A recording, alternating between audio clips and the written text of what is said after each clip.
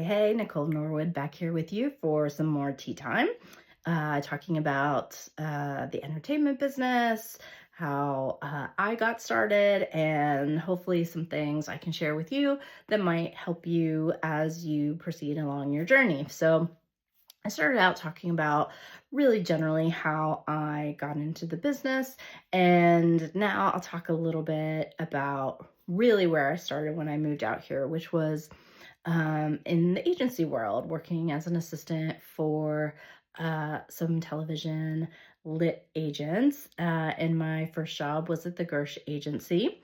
Then, as we will have our tea, I moved on to ICM, which alas no longer exists. Um, but it at the time was one of the major agencies, and was a really great learning experience. I think you find out really fast whether or not the agency life is for you. It was not for me. It's it's definitely a specific skill set. It is an acquired taste, and I can remember, oh man, I was uh my boss I had been working with at the Gersh agency went over to ICM and I went with him. And when we got there, for some reason, he was sitting in the middle of the feature department. And that was like a whole other world. The TV department felt very civilized in comparison. I remember I sat directly across from another assistant, and she and her boss, who was a feature agent, would cuss each other out all day long. Like, not in a malicious way necessarily.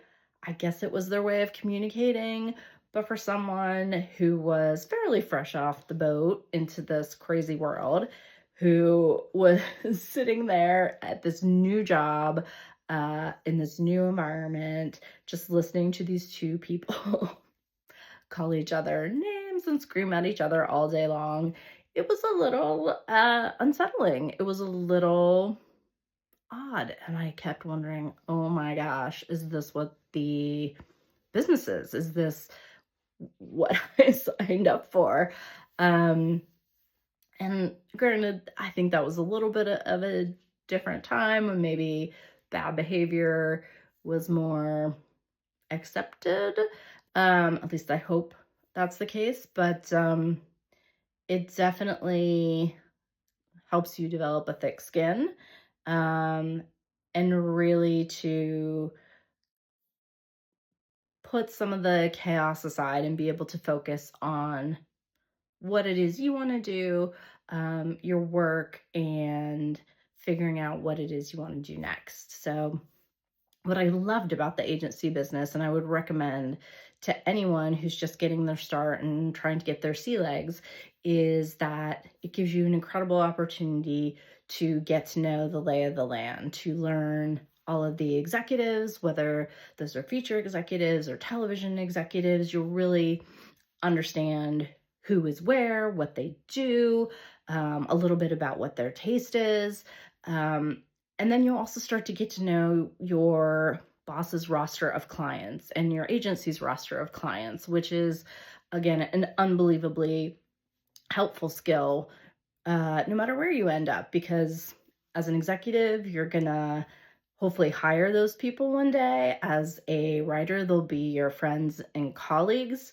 Um, and it's just a great grounding in the basics of the business. And it's also a great way to, learn all those essential skills that you need in whatever facet of the business you go into. You really learn how to prioritize, how to multitask, how to um, look ahead and really be proactive and not just wait for problems or challenges to come to you, but to troubleshoot and look down the road, which I think is a really useful and a skill that as people are hiring, they really look for.